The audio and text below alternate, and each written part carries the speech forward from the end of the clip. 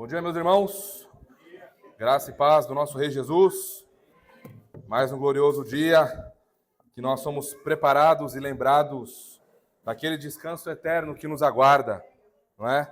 E nós estamos profundamente seguros, pois estamos em Cristo Jesus, aquele que morreu e que ressuscitou para nos conduzir de volta ao Pai.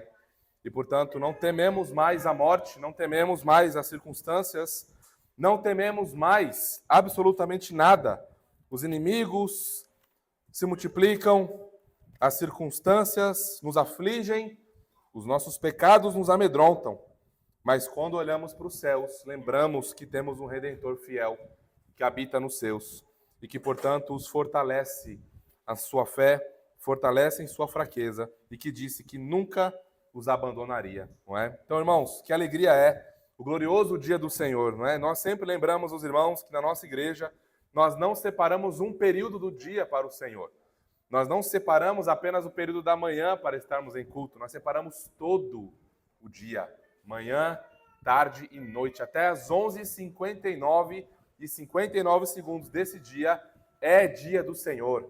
É um dia que nós santificamos, é um dia que nós separamos de todos os demais para lembrar que nós não somos mais escravos na terra do Egito.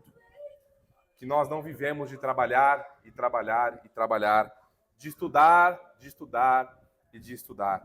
Não é? Não são mais as circunstâncias que ditam como vivemos, mas é o Evangelho que norteia a nossa vida e a nossa agenda. E esse dia, portanto, nos prepara e nos lembra de que há um descanso eterno para o qual estamos caminhando, rumo a Sião celestial. Portanto, irmãos, vamos abrir nossas Bíblias agora pela manhã em Colossenses capítulo 3.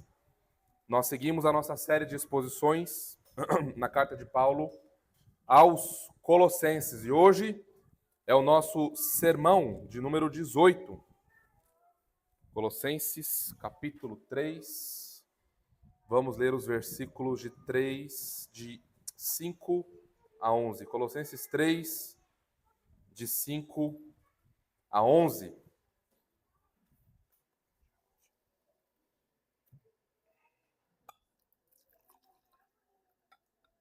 Lembrando de nós continuarmos a orar pelo pequeno Vincenzo, não é? Os papais disseram que ele não estavam vindo para o culto, ele não passou muito bem, não sabemos exatamente o que está acontecendo, mas vamos continuar orando por ele e por sua saúde, tá bem?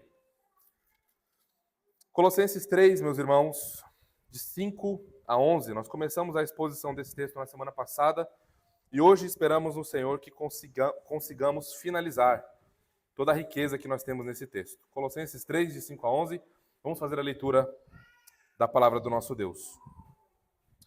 Fazei, pois, morrer a vossa natureza terrena, prostituição, impureza, paixão lasciva, desejo maligno e a avareza, que é idolatria. Por estas coisas é que vem a ira de Deus sobre os filhos da desobediência. Ora, nestas mesmas coisas andastes vós também noutro tempo, quando vivieis nelas.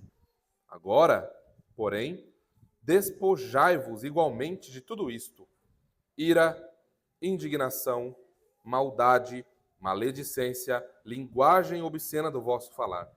Não mintais uns aos outros, uma vez que vos despistes do velho homem com seus feitos, e vos revestistes do novo homem, que se refaz para o pleno conhecimento, segundo a imagem daquele que o criou, no qual não pode haver grego nem judeu, circuncisão nem incircuncisão, bárbaro, cita, escravo, livre, porém Cristo é tudo em todos. Vamos ao nosso Senhor mais uma vez em oração, irmãos. Pai Santo, nós te damos graças pela riqueza das glórias e da majestade do teu Evangelho. Nós te louvamos, pois tudo isso nos veio por tua graça soberana através do teu Filho Jesus, operado e aplicado pelo glorioso e bendito poder do teu Espírito. Senhor, rogamos a ti que nos ilumine nessa hora, que nos dê uma santa disposição de mente, alma e coração para recebermos aquilo que o Senhor tem a falar a nós por meio dessa porção da tua palavra. Senhor, santifica a tua igreja, console a tua igreja, rasgue o coração da tua igreja, Senhor, inflame o coração da tua igreja com o teu bendito evangelho. Senhor, opere nesta manhã justificação em nossos filhos. Dê a eles, ó Deus, arrependimento para a vida, que eles possam nesta manhã ver quão perdidos estão em seus pecados, mas ao mesmo tempo que eles possam ver como em Jesus eles podem se revestir do novo homem e adentrarem na nova criação pela graça.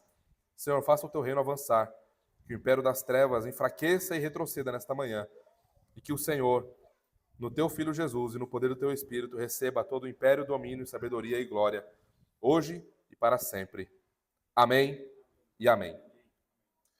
Meus irmãos,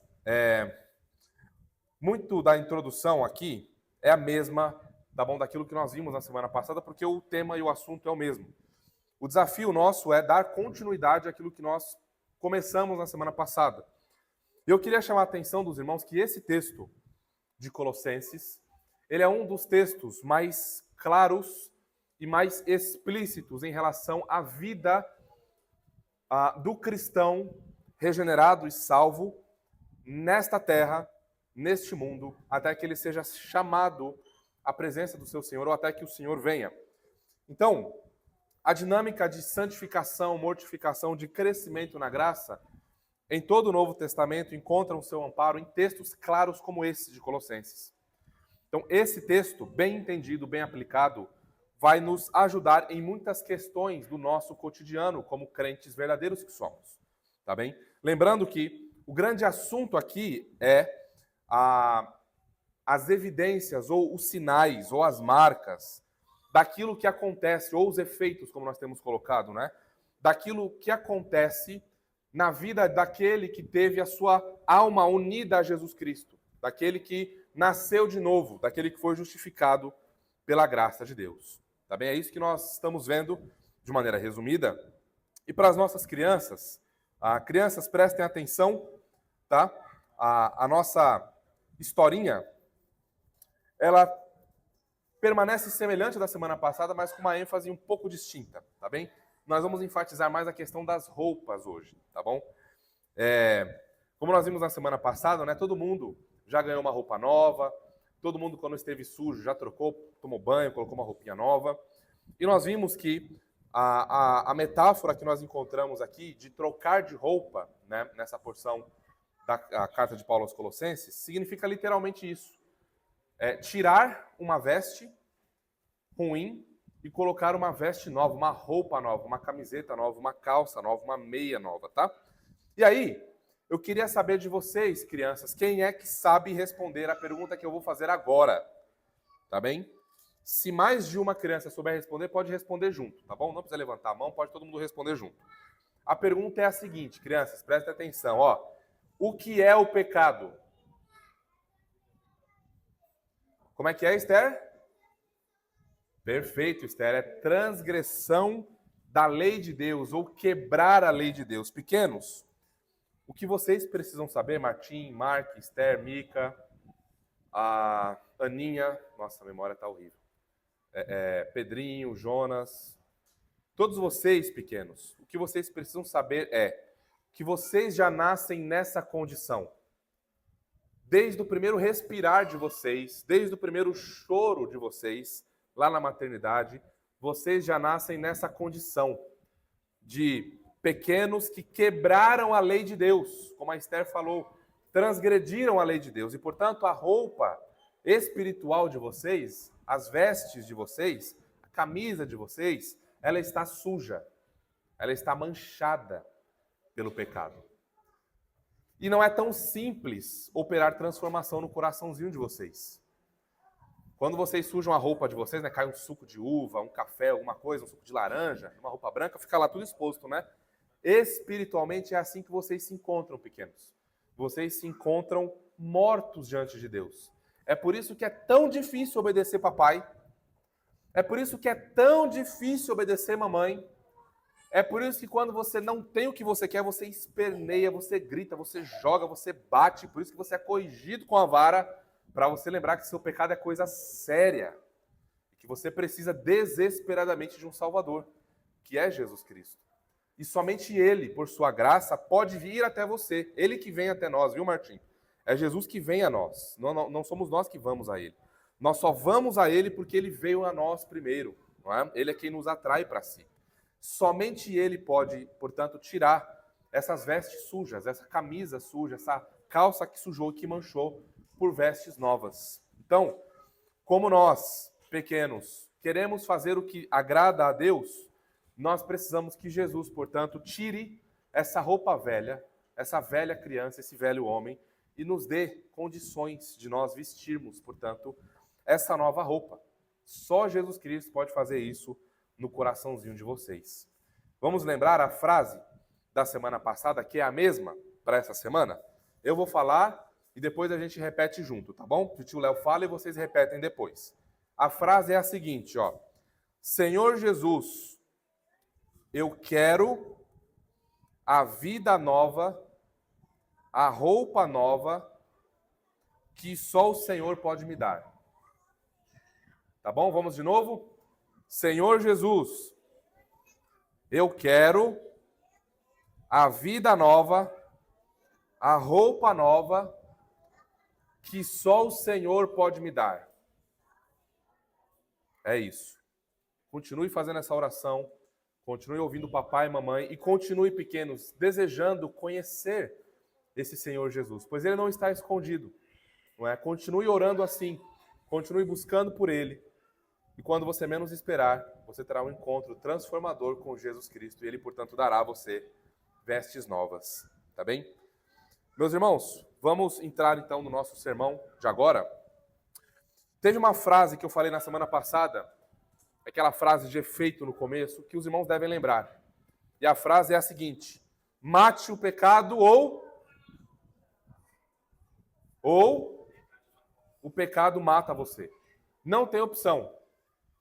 Não escolher aqui é escolher. Ou você mata o pecado, guerreia contra o pecado, mata o pecado, ou o pecado vai guerrear contra você, vai esmagar você e vai matar você.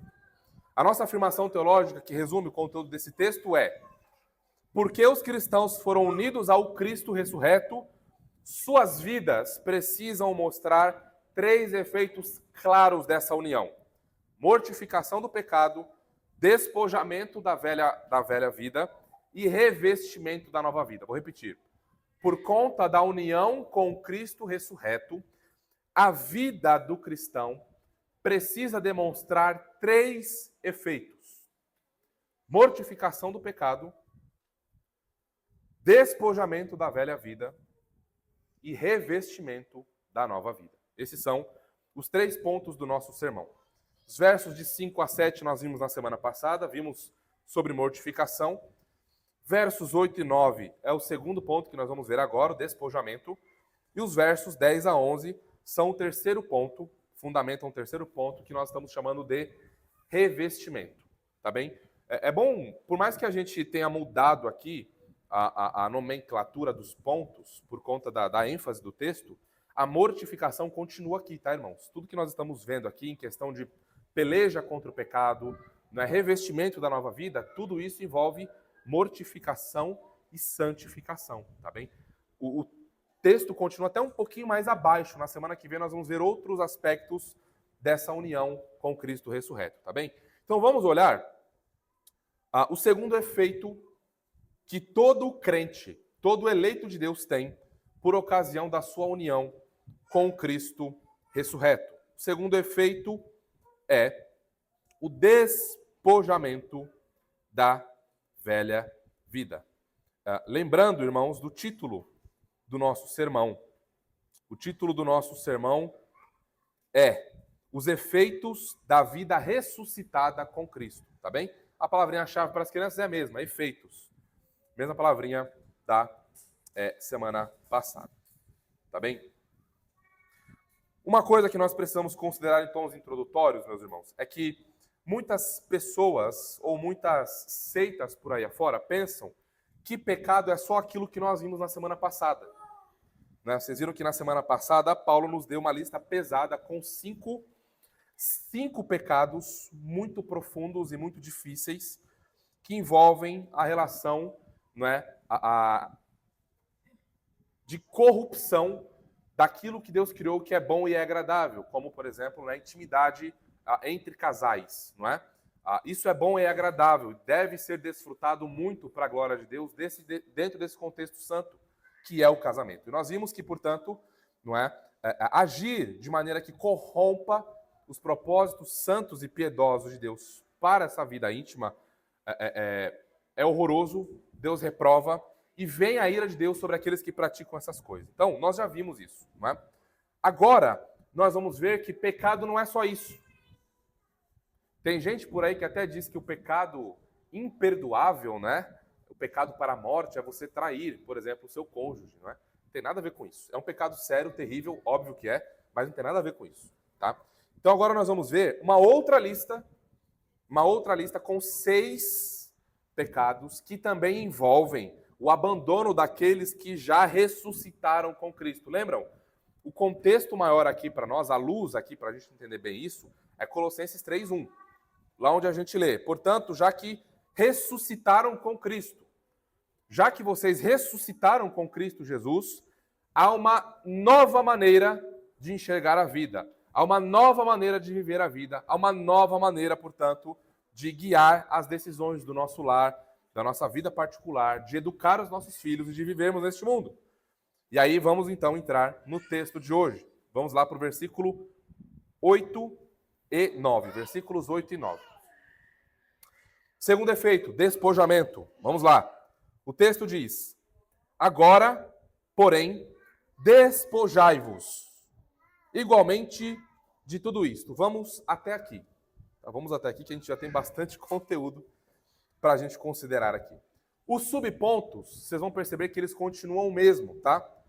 Os subpontos são 3, em cada um desses 2 pontos iguais do primeiro ponto. Os subpontos, para você que anota, são os mesmos. Deixa eu já adiantar para a gente ganhar tempo aqui, tá? É a postura, é o alvo e é... Cadê? Não memorizei isso. A postura, o alvo e a razão. A postura, o alvo e a razão. São os 3 subpontos que nós vamos trabalhar dentro de cada um desses 2 pontos. Tá bom? Já estou adiantando para vocês, porque se eu esquecer de falar, os irmãos já vão saber mais ou menos se localizar. Tá certo? Então, ó, o versículo 8 começa com agora. A gente tem que parar aqui. Eu tenho que parar aqui. Agora, não é? Nós vimos ali no versículo 7, Paulo dizendo: ora, por causa destas coisas, destes pecados é que vem a ira de Deus. E nós vivíamos nessas coisas. Aí o versículo 8, que está completamente ligado com tudo isso, diz agora, porém. Esse agora não é simplesmente uma palavrinha, né, para indicar tempo. Agora, neste momento, nós estamos aqui. Não. Esse agora, dentro desse contexto que envolve mortificação, santificação, vivificação, abandonar práticas da velha criação, quando esse agora aparece, não é só aqui que ele aparece nesse contexto, ele indica uma mudança escatológica. Não parece nada, né? Só parece que é só um agora. Não é? Mas quando a gente olha todo esse contexto, junto com despojai-vos e uma série de coisas que cristãos que antes viviam agora não devem mais viver, não devem mais praticar, mostra uma mudança de era, mostra uma mudança de reino, mostra uma mudança de nação, mostra uma mudança de cabeça federal. Em outras palavras, agora indica que os leitores primários daquela carta, e secundários e terciários, etc., todos os crentes, agora, diante daquela realidade de trevas e de pecado, eles não estão mais debaixo do reinado do primeiro Adão. É isso que esse agora quer enfatizar para nós. Agora, porém, em outras palavras, vocês que estão unidos ao Cristo ressurreto, vocês que estão unidos ao segundo Adão, vocês que receberam um novo coração por uma operação graciosa do Espírito, vocês que passaram da morte para a vida, tudo isso nesse agora, tá bem? Vocês agora têm condições de obedecerem a Deus. Vocês antes não tinham nenhuma condição, e todas as pessoas que estão mortas em seus delitos e pecados, irmãos, não conseguem obedecer a Deus de maneira constante. Não dá. É impossível. O legalista, o moralista, o sectário, ninguém que deseja ser cristão por suas próprias forças consegue.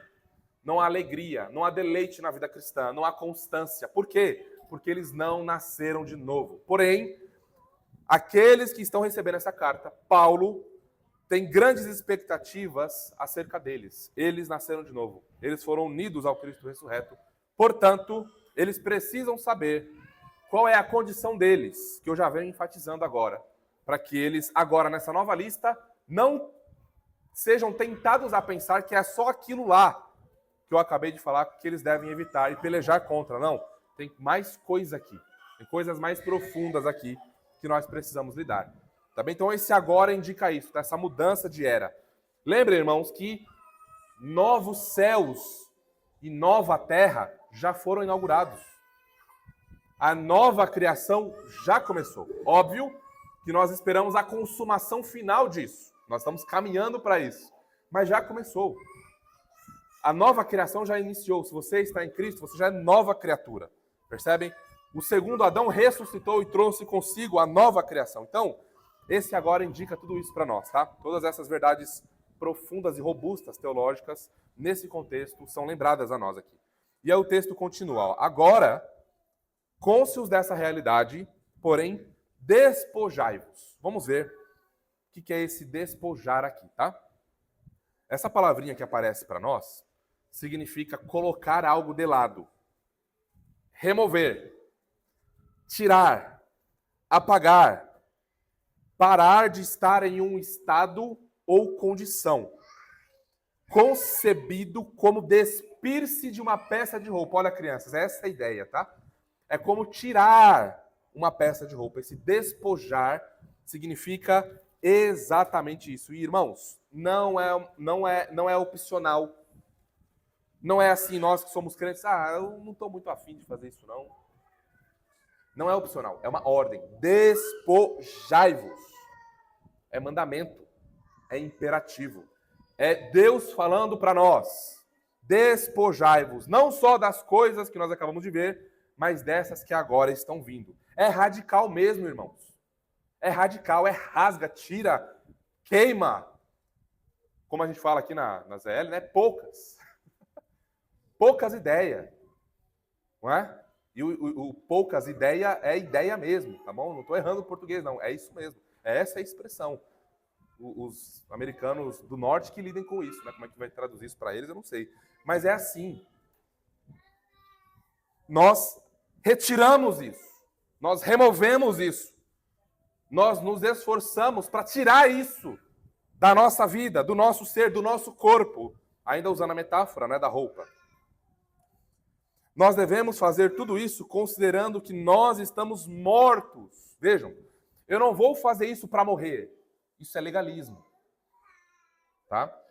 Eu preciso abandonar isso, senão eu não sou aceito. Isso é legalismo. Eu preciso fazer isso porque isso Deus gosta. Isso é moralismo. São dois extremos de uma mesma heresia, ou duas heresias extremadas, né? Todas elas nos afastam de Deus, e era o contexto dos falsos mestres aqui. Vocês precisam de circuncisão, vocês precisam obedecer o sábado, vocês precisam parar de comer essas coisas que vocês estão comendo. Olha, vocês estão comendo bacon. Deus reprova vocês estão comendo bacon. Tudo isso estava aqui. Então Paulo está corrigindo como que os cristãos pelejam contra o pecado, não indo nem para o legalismo e nem para o moralismo. O ponto é, vocês já ressuscitaram com Cristo. Colossenses 3:1 de novo. Vocês devem, portanto, uma vez que vocês ressuscitaram, busquem as coisas do alto. Não é assim, busquem as coisas do alto e vocês vão nascer de novo. E vocês vão ser ressuscitados. Não, isso é religião de obras. Tá bem? O ponto é o indicativo do evangelho primeiro. O que é o indicativo do evangelho? Veja o que Jesus Cristo fez. Você crê nele? Creio. Então, olhe para o que ele fez. Você morreu, você foi sepultado, você foi ressuscitado, você foi glorificado, está sentado nas regiões celestiais, ao lado do Pai, em Cristo Jesus. Portanto, se essa é a sua condição, se você crê no Cristo ressurreto, se ele te justificou, se ele te santificou, se ele te adotou, se você é dele, agora viva assim. Se eu inverter a ordem, eu tenho legalismo, eu tenho religião de obras. Faça isso e Deus vai te aceitar. Então, nós não fazemos isso para sermos aceitos. Nós fazemos isso e vivemos assim porque nós somos gratos à graça que recebemos e porque em Cristo nós já somos aceitos. Percebe? Essa é a glória e a dinâmica do Evangelho. Então, é porque vocês ressuscitaram e porque vocês morreram. E porque a vida de vocês está oculta com Deus em Cristo Jesus. Portanto, agora nós entramos no alvo. Eu preciso despojar, não é? A consciência, a postura. Despojar. Com a consciência de que eu tenho um alvo. O que eu preciso despojar? Os pecados. Quais são esses pecados? É agora onde a gente entra. Tá? Vou pedir um pouquinho da tua atenção, porque eu não consegui resumir isso aqui. Tá bom? Então essa parte é um pouquinho densa, com algumas definições desses pecados aqui. Eu preciso da tua atenção para a gente poder tirar o máximo proveito disso. Tá bom? Vamos avançar no versículo 8. Ó. Agora, porém, despojai-vos igualmente de tudo isto. Ó. Tudo que vem agora. Mais uma lista pesada. Tá? Ó. Ira, indignação, maldade, maledicência, linguagem obscena do vosso falar. Não mintais uns aos outros. Até aqui. Então, irmãos, olha, Paulo, nos versos anteriores, de 4 a 8, a 7, ele traz uma série de listas de pecados sexuais, e são 5. Por mais que eles estejam de alguma forma interligados, vocês viram que cada um deles, né? A imoralidade sexual, aquela palavrinha grega, porneia, né? Que daí vem várias palavrinhas que vocês sabem de onde vem sufixo, não, esse prefixo, né? Porno aqui, vocês sabem as palavras que vêm daqui justamente por conta desse contexto grego. E essa palavrinha, ela transita em todas todo o arcabouço de moralidade que você possa pensar é contemplado por essa palavrinha aqui. Mas Paulo, ele faz diferença dessa imoralidade para a impureza, para paixões, para desejos malignos e finaliza com a avareza, mostrando a ganância, né? Que é a idolatria de pessoas que buscam por essas coisas. Agora, ele vai mostrar 5 ou 6 pecados, já explico para vocês porque essa 5 ou 6, que vão prejudicar não só a nossa alma, não só o nosso cônjuge, não só o nosso futuro cônjuge, para quem é solteiro, em relação ao que a gente acabou de ver, mas os nossos relacionamentos interpessoais, focando principalmente nos nossos relacionamentos como igreja local, tá bem? E é interessante a gente notar como as crianças responderam agora de maneira maravilhosa e certeira, que pecado é qualquer falta de conformidade com a lei de Deus ou transgressão, quebra direta de qualquer um dos mandamentos. Isso é pecado, tá bem? Então, Paulo vai nos dar agora uma nova lista. E essa lista contém ira, indignação, maldade, maledicência, linguagem indecente no falar, que são 5. E é entre o 6º, não mintam. Não é? Alguns teólogos e comentaristas separam esse não mintam, apesar de ser um pecado relacionado à fala, mas eles têm nuances diferentes. Alguns separam o mentir, porque esses 5 pecados que aparecem aqui são substantivos. O não mentir é um verbo.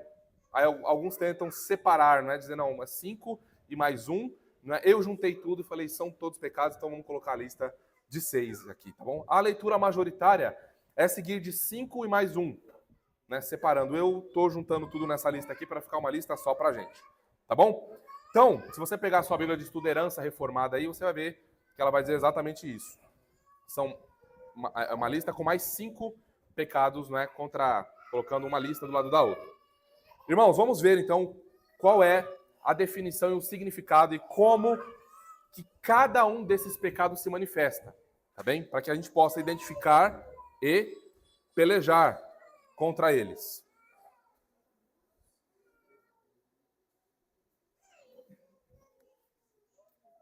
Primeiro que aparece aqui, segundo a tradução que a gente usa, ARA, Almeida, revista e atualizada, é a ira. Tá? Deixa eu já antecipar algo para vocês, porque essa palavrinha e a que vem a seguir, a indignação, elas são muito parecidas. Então elas têm nuances diferentes. Tanto é que a gente poderia traduzir ira e ira. Não é? Poderia traduzir assim. Mas como a segunda palavrinha ela enfatiza um aspecto diferente desse pecado, a gente tem que realmente fúria, indignação, raiva, tá bem? Só antecipando para os irmãos para isso ficar mais claro, tá? O que é a ira, portanto, irmãos? Vamos lá. O que é ira aqui, nesse texto? É um sentimento, presta atenção, tá? É um sentimento de raiva intensa que não diminui. Mas presta atenção nessa sutilidade aqui. É algo interno. É aquela implosão, sabe? Você implode. Você não... Não, você implode. Dentro de você, você fez tudo isso que eu fiz agora, mas ninguém viu. Talvez você tenha manifestado isso por meio do olhar. Mas isso é tão forte que ele não... esse pecado é tão forte que ele não fica em oculto. Ele não é como aquele pecado que você mente e ninguém sabe, só você e Deus, sabe? E aí você vive a vida tranquilamente. Não, ele se manifesta de tão forte que ele é. Então notem, é uma ira acumulada interna. Tá bem? Isso é importante para a definição do próximo pecado que a gente vai ver. E frequentemente em escala épica.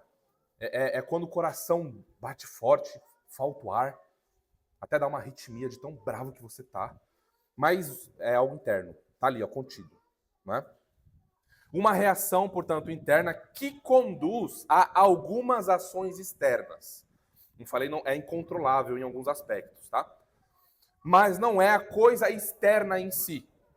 É a causa dela. Então a pessoa está agindo, fazendo e falando como está, porque tem alguma coisa guiando o seu coração e a sua alma. E é justamente esse pecado da ira, tá?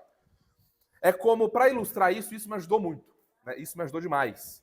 Porque eu estava estudando, eu estava, Senhor, eu não estou entendendo. Pega os comentários, eu luto. Eu não estou entendendo, eu preciso entender, eu preciso... agora sim. Sabe quando dá aquela ilustração simples, quando a criança responde a pergunta, agora eu entendi, agora iluminou para mim. Pensa numa panela de pressão. Exemplo simples, né? Simples, mas espero que te ajude como me ajudou. Uma panela de pressão que está ali, com muita pressão acumulada há muito tempo lá. Já secou a água, já secou tudo, tá lá. E ela está prestes a explodir. Mas ela não explodiu. Ela está lá. Está prestes a explodir. Você está vendo os sinais, o barulho, a panela, o fogão, sei lá. Está alguma coisa acontecendo, mas não é explosão ainda. É isso, tá bom? É essa palavrinha aqui significa isso. Como que isso se manifesta? Eu peguei 3 exemplos para cada pecado, para a gente deixar isso mais palpável para a gente, tá? Ó, ressentimento constante. Note, tá interno ainda. Aquela pessoa, sei lá, você brigou com alguém, discutiu com alguém te tratou meio atravessado, alguém te olhou meio torto. Aí você tá ali, ó. Poxa vida, o Léo não me deu bom dia. Nossa, não falou comigo. Nossa, que coisa. Você tá ali, ó. Passa 1 semana, 2 semanas, 3, você tá ali, ó. Você não veio falar comigo, mas você tá ali, ó, me matando no seu coração.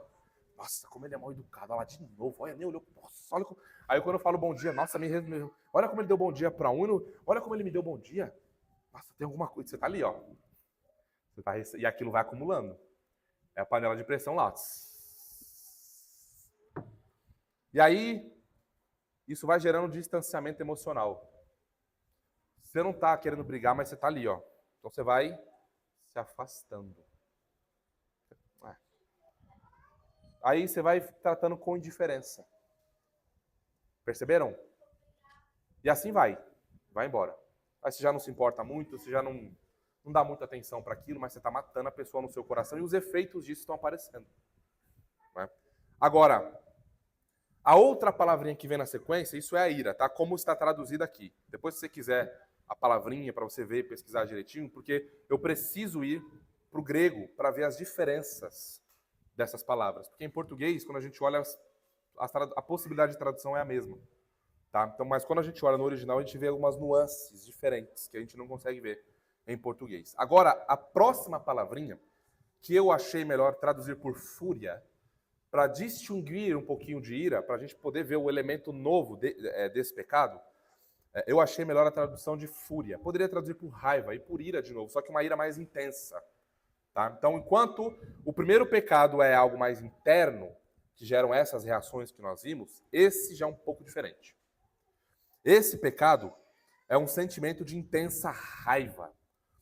É o lado de fora né? É o gêmeo, vamos colocar assim, interessante isso. É o outro lado da moeda daquele primeiro que a gente viu. Enquanto o primeiro é algo interno, esse segundo é algo externo. É onde a panela de pressão explodiu.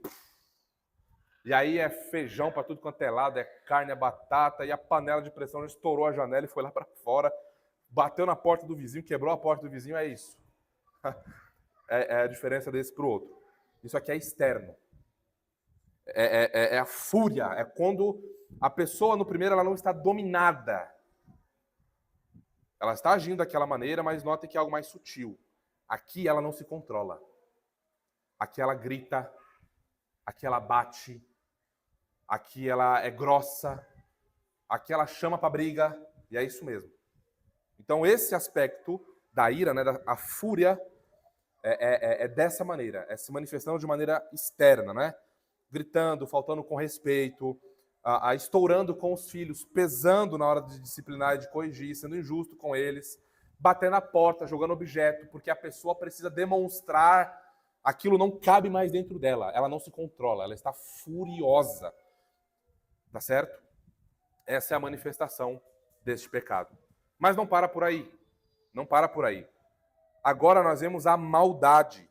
Né? Notem lá, como que Paulo coloca aqui na área. Maldade. Essa palavrinha aqui, irmãos, o sentido dela é de deliberadamente. Veja, ó, você estava irado de maneira interna, você ficou furioso de maneira externa. Agora isso tem que se manifestar. Então o que você vai fazer? Maldade. Vejam o efeito em cadeia, vejam a progressão do pecado, indo cada vez mais fundo, cada vez mais começando internamente e indo, não é, para fora. Então aqui é a ação, a intenção de ferir o outro, de fazer o mal para o outro. Eu desejo que aquela pessoa sofra. Eu quero que ela experimente o que eu experimentei. E eu estou ativamente trabalhando por isso. Não é só fazendo oração imprecatória, não. Eu estou fazendo planos para prejudicar aquela pessoa. Maldade, coração mau. Veja, então, algumas manifestações disso. Não é só responder de maneira dura. Às vezes você está nervoso, está lá furioso, e alguém vem, não quero saber, sai daqui. Você planeja. Quando a minha esposa vier falar comigo, eu vou falar essas verdades para ela. Essa. O famoso jogar na cara, né? Quem é casado conhece bem isso, não é? Vou aqui falar algumas verdades para você, vem aqui. E você planejou, só que você não está planejando compartilhar isso visando chamar o cônjuge ao arrependimento. Meu amor, vem aqui. Você fez isso, eu não gostei daquilo. Olha, eu estou orando por isso, tenho notado isso. Isso tem sido um padrão na sua vida. Você não vai assim. Você vai com a intenção de machucar. Você quer ferir. Você escolhe sistematicamente as perguntas, não. As palavras que você vai usar. Seu preguiçoso. Seu incrédulo. Filho de Jezabel é muito, né? Filho de Belial é muito, né? A gente ir lá é para os ímpios, né? Você, esposa, você é muito ruim. Você não faz nada direito. Tá vendo como que a gente vai? A gente não vai com a intenção de chamar ao arrependimento, de formar Cristo na pessoa. A gente quer destruir. A gente quer promover mais pecado. A gente quer destruição, porque a gente está com o coração mergulhado em trevas. Nós ignoramos alguém para causar dor. Então imagina que uma situação bem difícil, alguém está em luto, acabou de perder um familiar, um amigo, um parente, alguém, e você está nervoso, está bravo, não necessariamente com aquela pessoa, mas você está irado, você está furioso. E aquela pessoa fala com você, procura por você, liga para você, e você deliberadamente ignora. Porque eu estou furioso, eu quero que as pessoas vejam. Eu quero que as pessoas vejam a gravidade do pecado, onde eu estou, eu quero que elas sintam. De propósito eu ignoro. Eu preciso falar com você. Não dá. Mas eu... Não dá. Irmão, ora por mim. Depois a gente conversa. Vira as costas e nunca mais volta. Maldade. Alguém mau. E, para completar, é alguém que deseja o fracasso do outro. Sabe aquele texto que nos diz: alegrai-vos com os que se alegram e chorai com os que choram? Para essa pessoa é assim, ó. se entristeça com quem se alegra e se alegre com quem se entristece. É o oposto. É o oposto. Mas não para por aí, irmãos. Esse coração mau, ele não fica inquieto, ele não para quieto. Ele fica assim, ele quer continuar avançando. E vou dizer algo a vocês. Pessoas assim, na igreja local, dão muito problema. Claro, numa igreja onde o evangelho não conduz a vida da igreja. Numa igreja onde o evangelho conduz a vida da igreja, essa pessoa, em 2 ou 3 ocorrências, será chamada ou por um irmão ou pelos pastores. Irmão, tá tudo bem com você? Tenho notado isso, o irmão falou aquilo de você, vamos conversar. Pastoreio, discipulado. Agora, numa igreja onde as pessoas não estão nem aí para o evangelho, onde vê Jesus sendo desonrado, vê os irmãos pecando, vê um fazendo mal para o outro, falando mal do outro, estão nem aí. Irmão, está dando dízimo? Então Deus te abençoe, está tudo certo, Jesus te salvou, você aceitou Jesus, vamos embora, vamos seguir aí. Percebe? Não estão preocupados com a vida de vocês. Agora, por que essa pessoa dá muito problema? Porque ela está fazendo mal fora da igreja e dentro da igreja. Porque o coração dela acompanha, não dá para ela fingir por muito tempo. Ela pode até fingir por algum tempo, não é? Para a gente que discipula casais, dá curso de noivos, etc., a gente fala, olha, alguém pode fingir alguma coisa por bastante tempo, mas não por muito tempo. A gente até fala que a gente começa a conhecer verdadeiramente alguém quando a gente está morando no mesmo lar com esse alguém. A gente vê a pessoa de manhã, vê a pessoa à tarde, vê a pessoa à noite, então a gente sabe quem é. Se tem alguém que me conhece mais do que qualquer um de vocês, quem é? A minha esposa e os meus filhos. Eles me conhecem como eu sou, porque eles estão comigo praticamente 24 horas por dia, não é? Os meninos principalmente. Então, essa pessoa, ela não, o pecado dela, e é bom que isso aconteça na igreja local, numa igreja saudável, óbvio, para que essa pessoa possa ver o seu pecado, possa ver que ela está desonrando a Jesus Cristo. Ela não está só ferindo os irmãos, ela está desonrando a Jesus com a sua vida. Ela está jogando o evangelho na lama e sujando a sua própria profissão de fé. Vamos continuar no texto. Maledicência. A palavrinha no original aqui é blasfêmia, que é traduzida aqui por maledicência. Aqui é quando a pessoa não está só com o seu coração inflamado, não está só planejando o mal e fazendo o mal, agora ela está usando os seus lábios para expor a maldade do seu coração. São palavras abusivas, palavras falsamente faladas, palavras que são usadas para destruir a reputação e a dignidade de outra pessoa. Né? Nós aqui na igreja nós temos um código. Quando alguém vem falar mal de alguém ou comentar alguma coisa, não, pastor, ore para o fulano. Eu já pergunto, olha, o que você vai comentar comigo? O André fala bastante isso. O que você vai comentar comigo aqui? Eu posso chamar fulano para ele ouvir? Não, então vá falar com ele primeiro. Nós não podemos perpetuar isso, irmãos. Na nossa família, não é na igreja, no nosso trabalho. Nós não podemos permitir que a serpente promova a maledicência e a gente fique tranquilo vendo isso acontecendo. Nós não podemos ver o evangelho sendo desonrado, o nosso rei sendo desonrado, e a gente ali envolvido nisso, de maneira ativa ou de maneira passiva. Não é? De maneira ativa ou de maneira omissa, porque quando nós nos omitimos, nós também estamos promovendo aquilo. Como que isso se manifesta? Comentários humilhantes. Comentários que visam rebaixar a pessoa. Eu não tenho provas, não.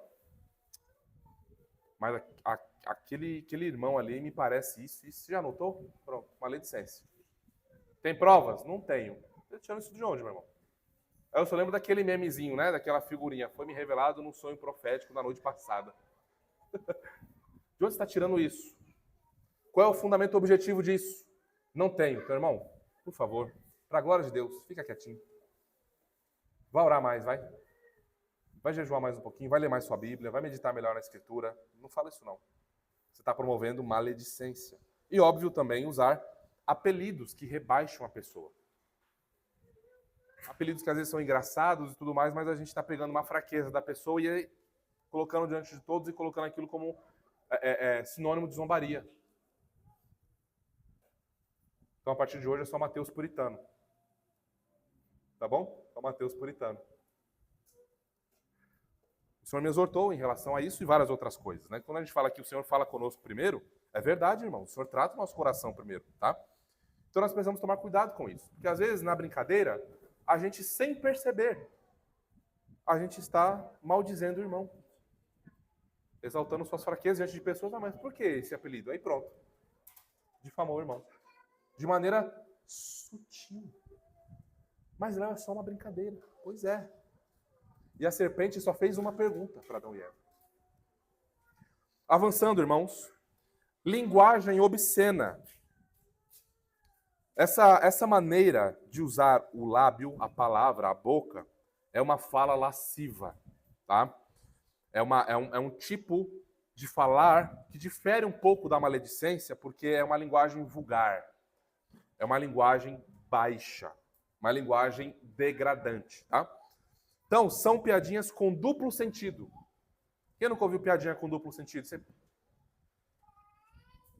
Ou até 3 sentidos, 4 sentidos, né? São aquelas piadinhas sexualizadas, sabe? O pessoal do trabalho se reúne lá na hora do almoço, né? As mulheres vão falar mal dos maridos, tal, e aí os homens vão falar de pornografia, né? Então são aquelas piadinhas lá que ficam sexualizando as pessoas. Então é esse tipo de fala, tá bom? Que nós precisamos nos atentar, e é o que Deus está reprovando aqui. Outras falas que se enquadram nessa linguagem obscena: palavras agressivas, palavrões, palavras torpes, são todas aquelas palavras que não servem em nada para abençoar você. Você ouvir aquilo e nada é a mesma coisa. Com uma diferença, que aquilo que você ouviu gerou reação no seu coração. Se você não ouvisse nada, não ia gerar nada. Não é? Falar de modo cruel com esposa, com filhos. Exemplos: você é burro. Que decepção. Já falei 1000 vezes, você nunca faz direito, nunca acerta em nada. Você isso, você aquilo, e você começa a usar a sua boca para ser destruição no teu lar e criando aí um monte de complicações na cabeça dos nossos pequenininhos. Então vejam, irmãos, como isso é sério. Isso é muito sério. Muito sério. E aí entra, portanto, agora a mentira. A mentira parece que a gente sabe o que é. Em certos aspectos a gente sabe, mas mentira aqui, nesse contexto, não é só deixar de falar a verdade, é torcer a verdade. Permitir que a verdade seja torcida. Permitir que algum falso mestre perto de você, da sua família, dos seus amigos, tenha voz e você não fale nada. Essa é uma maneira de você também promover a mentira. Pessoas no teu trabalho expondo visões de mundo completamente antagônicas ao que Deus ensina em sua palavra, diferentes, né, distintas. Pessoas expondo a sua visão pecaminosa, caída, desgraçada, má, e ganhando terreno, e a gente ouvindo tudo aquilo, e às vezes para não ter algum tipo de embate, algum tipo de desconforto, não é? A gente fica em silêncio, mas ouve tudo aquilo, fica indignado no coração, depois chega em casa, vai, não é, despejar tudo no cônjuge, mas você mesmo ali, por ficar em silêncio, por omitir a verdade, você acabou sendo um promotor da mentira. Então, o que é condenado aqui não é só deixar de falar a verdade, mas é omitir fatos importantes, para que você pareça mais piedoso diante das pessoas. Ah, não. O Mateus é um cristão, Magali é uma cristã, mas eles são cristãos tranquilos. Eles não são aqueles cristãos radicais, não é? Que tudo é pecado, Deus está irado. Não, eles são gente boa. Oh, dá para conversar com o Marcelo numa boa, com a dona Cilei. O que está acontecendo? Nós estamos omitindo a verdade. Mentir para o cônjuge sobre gastos, conversas, horários, onde esteve. Mentira. Clara. Isso que é condenado aqui. Não falar a verdade quando necessário. Também aqui, irmãos, como nós mencionamos, lembra que nós estamos num contexto de falsos mestres criando problemas na igreja de Colossos. Então, Paulo está nos lembrando que quando esses falsos mestres, com os seus enganos, estão corrompendo o evangelho, eles também são mentirosos.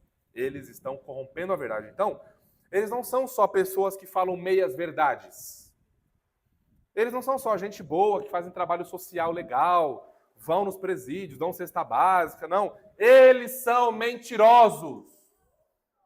É isso que eles são.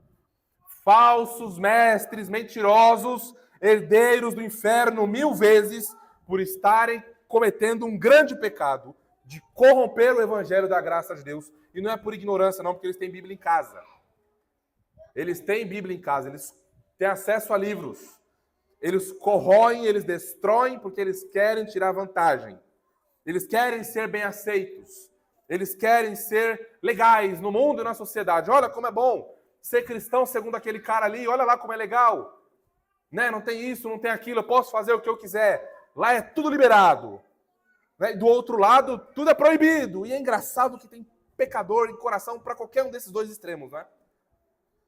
Para qualquer um desses dois extremos. O pessoal quer mestres segundo a sua concupiscência. Para ouvir, porque eles têm comichão nos ouvidos. Você fala do evangelho da graça de Deus.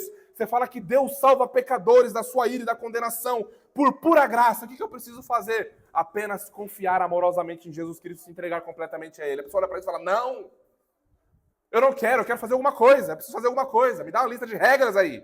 Porque aí com a lista de regras eu fico tranquilo. Eu fico satisfeito. Ah, eu sei que Deus me ama porque eu li a Bíblia. Eu sei. Claro, ler a Bíblia é maravilhoso. Se a gente não lê a Bíblia, a gente está em pecado. Se a gente não lê a Bíblia, a gente não cresce em alegria na fé cristã. Mas eu faço isso, irmãos, porque eu preciso disso.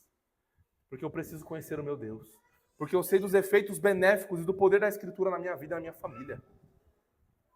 Não para atingir algum grau espiritual, algum nível espiritual, que é o que os nossos mestres fazem. Mas eu queria chamar a atenção de vocês aqui para a progressão do pecado. Ele começa lá com a ira, né, interno, depois vem para a fúria, depois vem para a maldade, depois vai para a maledicência, linguagem obscena, e eu já estou mentindo. Vocês viram a progressão? Progressão forte, irmãos, uma progressão poderosa do pecado que só pode ser impedido, só pode ser barrado pelo poder da graça de Deus. Por isso que aqui, apenas alguém que foi unido ao Cristo ressurreto vai identificar essas coisas e vai se submeter à correção do Senhor para poder crescer em graça e em verdade. Alguém que não nasceu de novo vai começar a racionalizar essas coisas.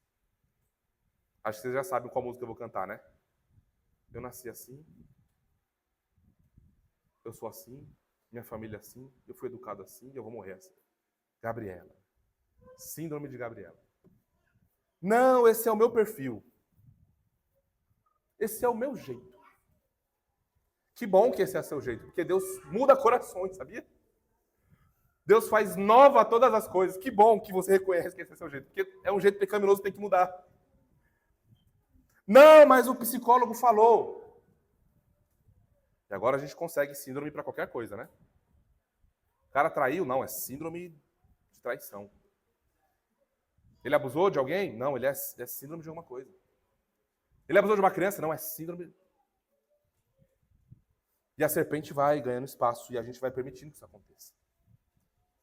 Todos esses pecados, irmãos, aqui mencionados, como nós temos estudado às terças-feiras, são quebra de dois mandamentos específicos. Nós vimos que é a quebra do primeiro. O primeiro mandamento esbarra em todos, porque a lei de Deus, moral de Deus, é a sua perfeição sendo revelada aos homens, não é? Então, só não terá outros deuses diante de mim já esbarra em todos os outros pecados, não é? Então, mas aqui o sexto mandamento, não matarás, e o nono mandamento, não dirás falso testemunho contra o teu próximo, são os pecados que estão em vista aqui, não é? Tudo isso é contrário ao evangelho da graça de Deus, que nos chama a quê? O evangelho é o oposto disso. O evangelho me chama a amar, o evangelho me chama a sacrificar a minha vida de maneira extremada, a ponto de abrir mão dos meus confortos e dos meus benefícios para que você seja cuidado, para que você fique bem. Eu sofro para que você seja abençoado. Isso te lembra alguma coisa? Lembra, né? Lembra o que o Senhor Jesus Cristo fez por você. Ele sofreu, ele foi condenado, ele sofreu os horrores da ira do Pai sobre si. Ele experimentou as dores, não é? Do Hades, estando na cruz, por mim e por você, para que nós hoje fôssemos abençoados e, portanto, justificados pela graça. Mas alguém precisou abrir mão dos seus confortos. Alguém precisou abrir mão de alguma coisa. Alguém precisou sangrar. E não foi você. Eu não sei se você já notou, mas quando Jesus diz assim, abençoem os que vos perseguem, amem os seus inimigos, Ele está falando sobre o sexto mandamento, sobre não matar no coração nenhuma pessoa, inclusive os inimigos. Então, irmãos, olhem a glória que nós temos diante de nós, o chamado ao evangelho da graça de Deus, e não a confiar a nós mesmos. Porque aqueles que nasceram de novo e que estão unidos a Jesus, eles não seguem vivendo assim. Eles não seguem vivendo assim. Eles estão inconformados com esses pecados que os afligem muitas vezes, mas eles não estão parados. Eles não estão congelados, porque o Espírito de Cristo que neles habita os conduz à solução, que é o que nós vamos ver agora, no ponto 2, né? No subponto 2. A razão disso acontecer, o nosso incentivo disso, a nova criação. Vamos lá olhar agora versos 8 e 9. Agora, porém, despojai-vos igualmente de tudo isto: ira, indignação, maldade, maledicência, linguagem obscena do vosso falar. Não mentais uns aos outros agora, uma vez que vos despistes do velho homem com seus feitos. Vocês viram? Não é assim, façam tudo isso e aí vocês vão se revestir. Não, vocês já. Uma realidade espiritual já aconteceu na tua vida. Uma realidade espiritual já alcançou você. Você só precisa se apropriar disso pela fé. A sua consciência só precisa ser santificada e conduzida a isso. Você já se despiu do velho homem com seus feitos. Vamos ver o que é isso. Velho homem aqui, irmãos, faz referência a Adão, ao primeiro Adão, tá? Velho homem tem dois sentidos aqui. O primeiro é o Adão, a primeira criação, a velha criação, a criação caída em pecado. E é você que faz parte dessa velha criação. Velho homem é isso. Primeiro Adão e você unido ao primeiro Adão, morto em delito e pecado, tá?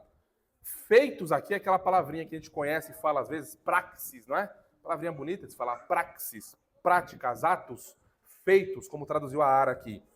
É a função ou ato de qualquer comportamento específico, aquilo que se faz.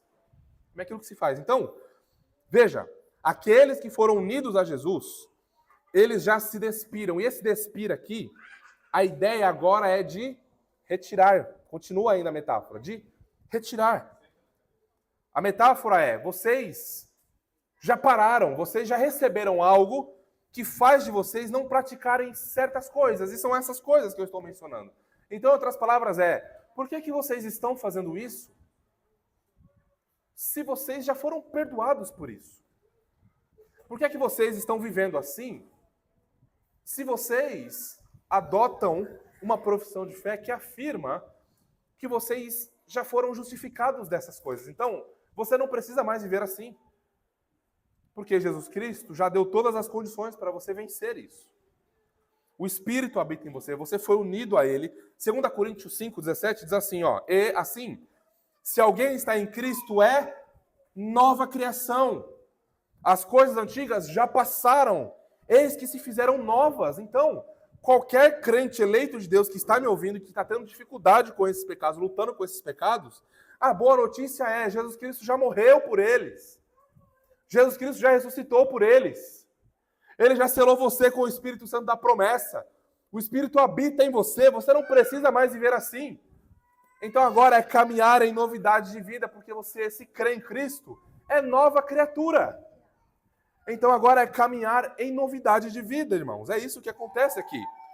Presta atenção, houve um despir, houve um deixar de lado, houve um tirar as vestes sujas, houve circuncisão do coração, houve união na morte e ressurreição com Jesus Cristo. O velho homem, com as suas obras, morreu. Ele não está vivo estribuchando lá, esperando a oportunidade para aparecer. Não, ele morreu. O texto é claro. A velha criação passou.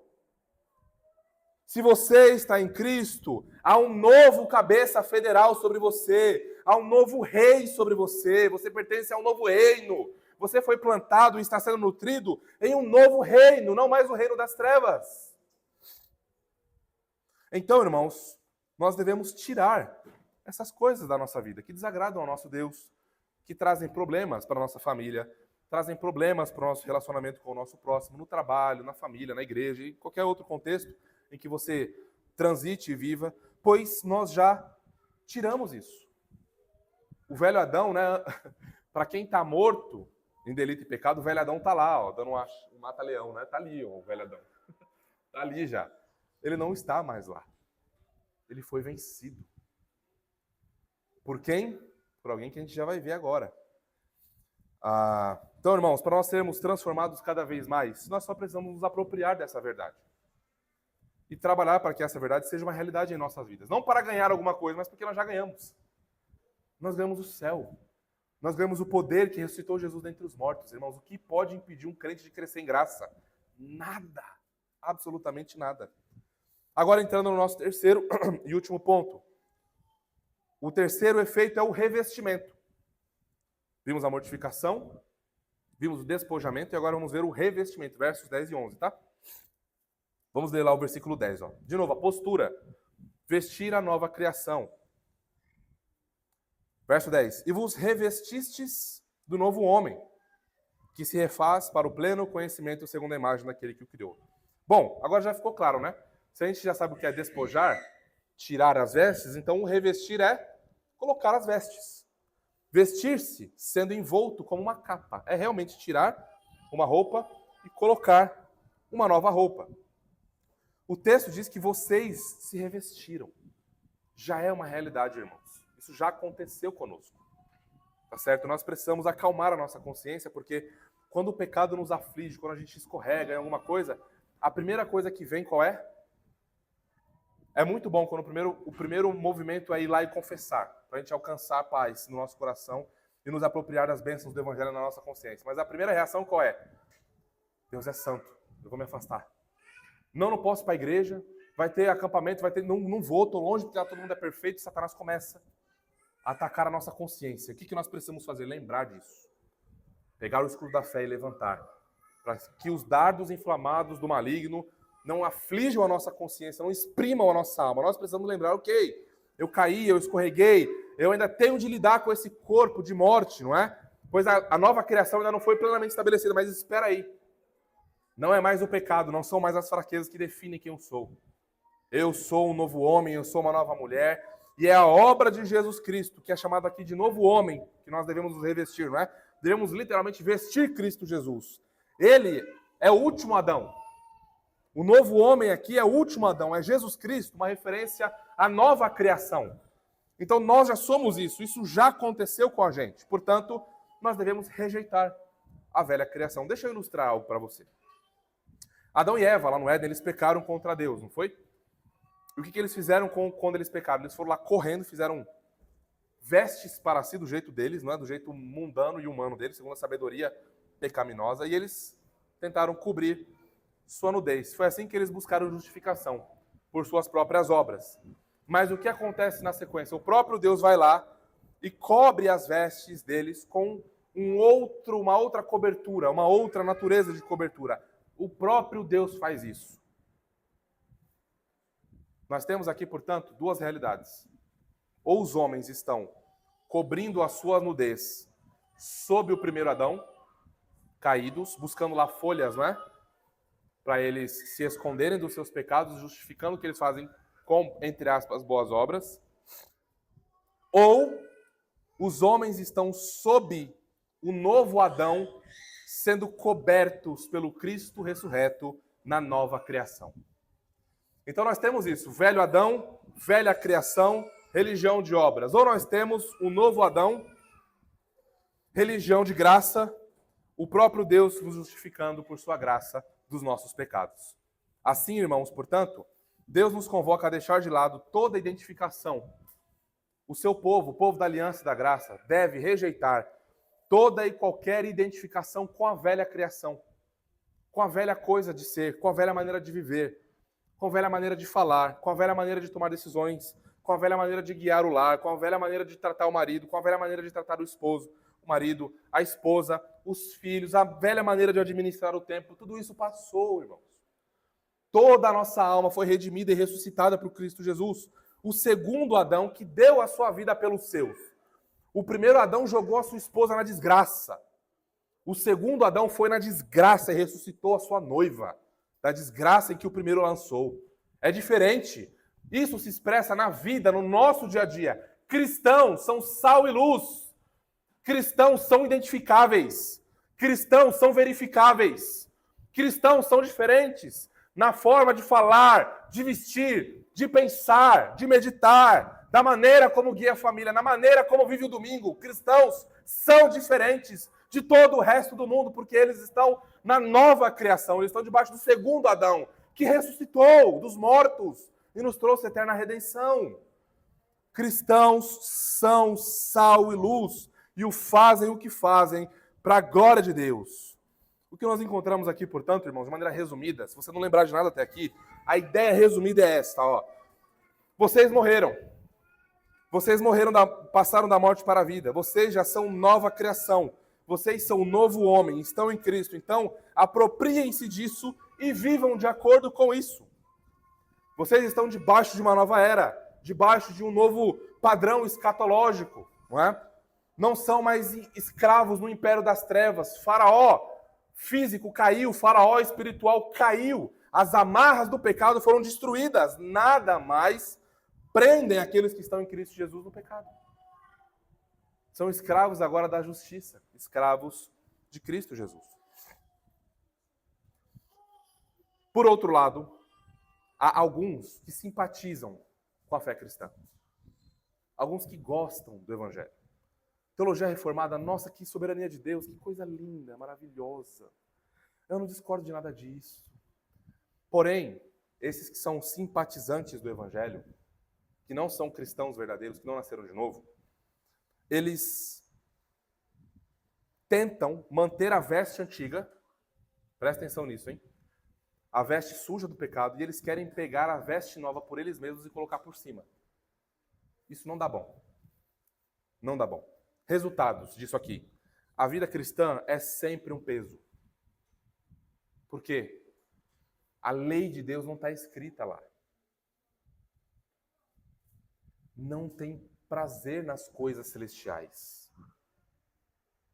Internamente, ela não é movida.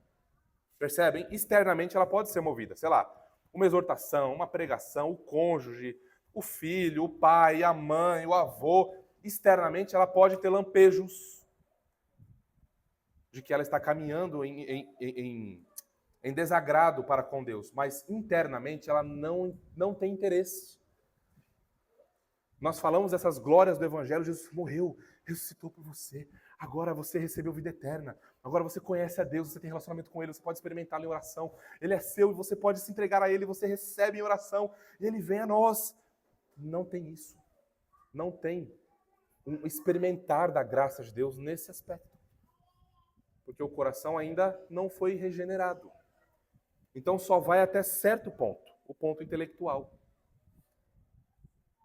E aí é onde nós lembramos de Tiago 1, 15 a 17. Cuidado, para que não sejamos apenas ouvintes da palavra, enganando-vos a vós mesmos. Nós ouvimos bons sermões, lemos bons livros, mas o quanto essas coisas estão transformando a nossa vida? O quanto essas coisas são preciosas para mudar a nossa família, a nossa mentalidade, todas as coisas. Percebem, irmãos? Nós precisamos olhar com calma sobre isso. Então, para alguém assim, que está com a veste antiga e quer pôr a nova por cima, a vida cristã é sempre um peso, é sempre lamento, murmuração, tristeza, não tem uma palavra de alegria. Nossa, eu estava tão triste, mas o Senhor me visitou, me lembrou desse texto bíblico aqui, olha que maravilha, como é que Deus fez isso por mim? Olha aqui, marido, a gente está tão triste, tão abatido, mas olha que graça é isso aqui. Os leãozinhos têm fome e passam necessidade, mas aqueles que têm noção de nada padecerão. Olha isso, marido, o que é isso? Que graça. Em Cristo Jesus a gente tem um Pai nos céus, nós temos um Redentor, nós temos um Espírito Consolador. Não tem isso. Não tem essas realidades internas do Evangelho. E a vida cristã, portanto, acaba sendo incoerente e mentirosa. Não é? Tem uma profissão de fé boa, legal, reformados, ou glória, não é? Jovem, cansado que é um movimento lá que eu esqueci o nome, é jovem, cansado e reformado. Acho que alguma coisa assim. Está lá em rede social, tá, mas não tem transformação de vida. Irmãos, o Evangelho é isso. Arrependei-vos e crede no Evangelho. Não é só se arrepender, não é só ficar lamentando, é crer no poder do Evangelho para operar as transformações na nossa vida. E eu preciso dizer isso a vocês. A renovação que Jesus Cristo faz no seu povo é completa. Aquele que começou a boa obra é fiel para completá-la até o dia de Cristo Jesus. O Senhor não nos abandona. Então temos de sondar os nossos corações de modo real e profundo para saber onde nós nos encontramos aqui. Para que a gente não pare, não, isso daí não é para mim. Isso aí é para... Se minha mãe estivesse aqui, seria maravilhoso. Não. É para você. É para mim. É para nossa igreja refletir profundamente sobre isso. Agora, avançando, irmãos. Estão avançando, tá? Está acabando. O alvo disso, segundo subponto, é ser moldado à imagem do Filho. Por que acontece tudo isso? Não é? Por que nós consideramos tudo isso? Porque os cristãos não são metade nova criação e metade velha criação. Não existe cristão com um pé na Nova Jerusalém e com um pé na Velha Jerusalém. Não existe alguém que está sendo batizado e que a gente não possa dizer onde ele está. Esse ser humano aí que está sendo batizado, ele está onde? Ele está no velho Adão ou está no novo? Não sei. Quando ele crescer, ele vai professar a fé. Não existe isso, irmãos. Não existe isso, tá? Ou ele faz parte da Jerusalém terrena, ou ele faz parte da Jerusalém celestial. Não existe esse cristão, como é que camuflado, né? Camaleão. Não existe isso. Só tem dois cabeças federais, o velho Adão e o novo. Duas criações, a antiga e a nova. Dois reinos, o das trevas e o de Cristo. Só esses dois caminhos. Os cristãos estão no reino da luz. Têm um cabeça diferente, pertencem a um reino diferente. Por isso que, apesar de estarem vivendo nesse corpo fraco, como nós mencionamos, não há identificação com o mundo. Eu escorreguei, eu caí, mas nossa, que coisa horrorosa. Eu detesto isso, eu não quero isso. Há esse sentimento, há essa postura. Há uma resoluta transformação para não cometer mais aquilo. Porque aquilo não faz mais parte de você. Agora, se você ainda está no velho Adão, isso ainda traz glória aos teus olhos. Internamente você ainda deseja essas coisas. Você ainda planeja meios de tentar se manter no mundo sem ter que sair, sem ter que negar sua fé. Então, se isso está acontecendo internamente no seu coração, é porque você ainda está no velho Adão. Você faz parte da velha criação. E saber disso, irmãos, saber disso aqui, que os cristãos estão no novo Adão em Jesus Cristo, é o que nos motiva para sermos renovados segundo a imagem daquele que o criou, que o texto vai dizer, olha lá, renovados para o pleno conhecimento segundo a imagem daquele que o criou. Aqui é uma clara referência à primeira criação lá, Gênesis 1, 26 a 28.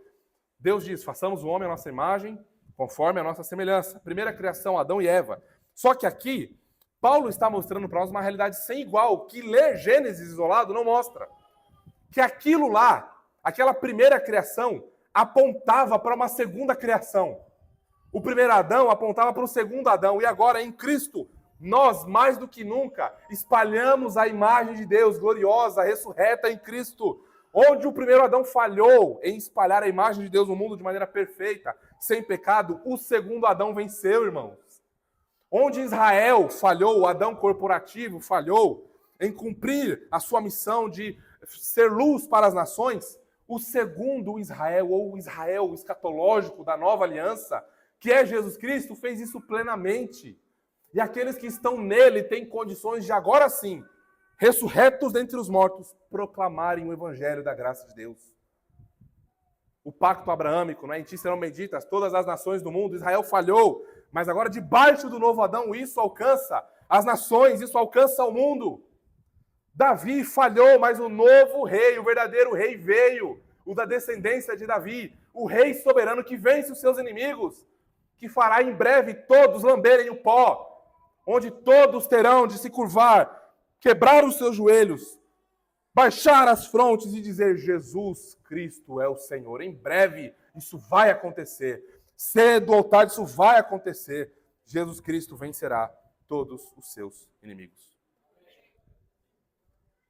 Tem um aspecto nesse texto que eu preciso mencionar antes da gente acabar. Essa palavrinha renovar, renovação, que aparece aqui, ela é um passivo. Significa, irmãos, que por mais que nós trabalhemos para a nossa santificação, para o nosso crescimento na graça, nós sejamos vigilantes, constantes, estejamos fazendo bons usos dos meios de graça, é Deus que opera isso em nós. E essa expressãozinha passiva aqui indica exatamente isso. Que é um novo Adão quem nos nutre, quem nos fortalece, que faz com que a gente seja renovado a partir do conhecimento que temos dele na Escritura. E aí a gente vai crescendo cada vez mais em graça.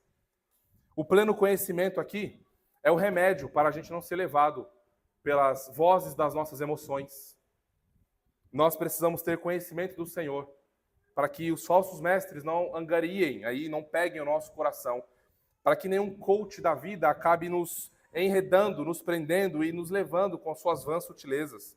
Nós precisamos tomar cuidado com isso, irmão. Se nós conscientemente negamos e rejeitamos conhecer a Deus por meio da sua palavra, nós estamos abrindo um precedente gigantesco. Nós não temos condição de avaliar alguma coisa que chegue em nós. Ah, mas aquele irmão é reformado. E daí? Tem tanta gente que diz que é reformado por aí, falando um monte de bobagem. Como é que você tem condição de avaliar se aquilo é verdade ou não? Não, mas tem gente boa que recomenda. E daí? E você? Tem condição de avaliar?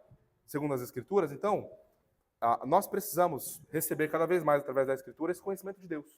Vai ser um remédio para as nossas emoções más, quando elas quiserem nortear o nosso coração, pastorear a nossa alma, falsos mestres, para o nosso lar ser cada vez mais santo. Então, nós precisamos disso. Para quando a serpente vier, com suas vãs sutilezas, nós saibamos reconhecê-la e a coloquemos para correr. Então, notem, nós vimos a progressão do pecado, não foi?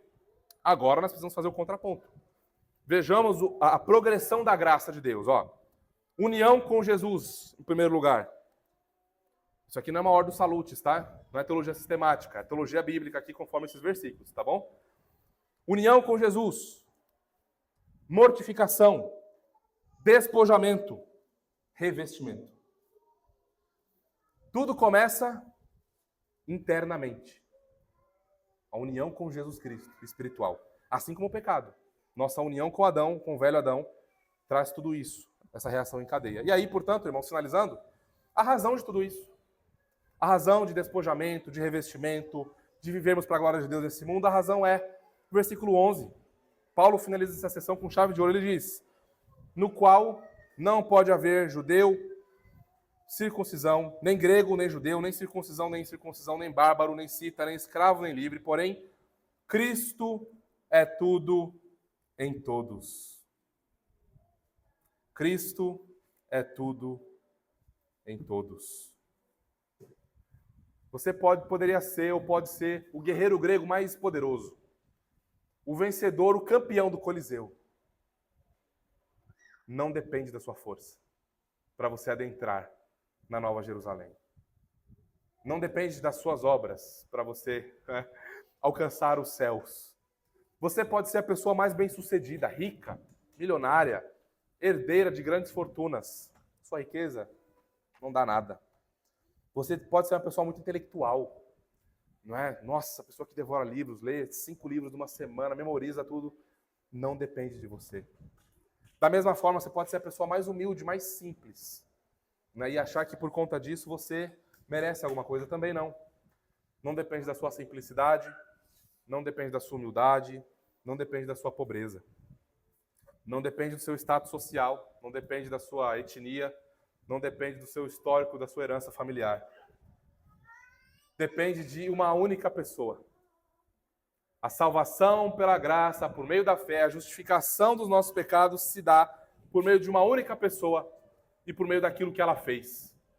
Seu nome é Jesus Cristo, o nosso Rei soberano, o nosso Redentor. Nele, irmãos, todas as diferenças raciais derretem. Todas as diferenças sociais não são nada. Todas as diferenças étnicas têm de ser quebradas. Em Jesus Cristo, todos são nivelados. Somos apenas um em Jesus. Eu não sou melhor do que você por conta dos dons que eu recebi. Você não é melhor do que eu por conta dos dons que você recebeu. O que diferencia a velha criação da nova criação são os 2 Adões. O primeiro Adão e o segundo Adão, que morreu e ressuscitou, e abriu os céus, e penetrou a glória, e abriu esse novo e vivo caminho para nós. Então a pergunta para nós agora é, Onde nós estamos unidos? Nós estamos unidos ao velho Adão, à velha criação, ou nós estamos unidos ao novo Adão, à nova criação, a Jerusalém do alto, a Jerusalém celestial, a Sião, que tanto aguardamos e para a qual estamos peregrinando. Irmãos, em Jesus não há categorias de crentes. Não há aquele super crente, não há aquele pregador, aquele que fala em línguas, aquele que... Não, não e não! Em Jesus não há judeu, não há grego, não há bárbaro, não há cita, não há pobre, não há rico, não há judeu, não há árabe. Jesus Cristo é tudo em todos. Ele é tudo porque ele sustenta a nova criação. E em todos porque ele habita no seu povo pelo Espírito da glória, que o ressuscitou dentre os mortos e que também nele estamos ressurretos para todos sempre. Irmãos, não há ninguém como Jesus Cristo. Jesus Cristo é o amor, é a vida, é o deleite, a respiração, o desejo, a canção, a esperança e o pensamento de todos aqueles que estão unidos com ele. Jesus Cristo é o tema da sua vida. É para onde ele olha. É onde ele quer, é onde quer chegar. Ele quer agarrar Jesus para sempre com os olhos da fé. E ele se entrega a ele cada vez mais. Jesus é tudo em todos. Amém, irmãos? Que o Senhor nos abençoe. Que possamos agora participar dessa mesa. Que nos mostra, portanto, aqueles elementos que nos provam, que tiram todas as dúvidas. Não é? Se estamos ou não em Jesus Cristo. Ao pegar do pão, ao beber do vinho, nós declaramos publicamente que Jesus é todo o suficiente para nós e que Ele é a nossa vida para sempre.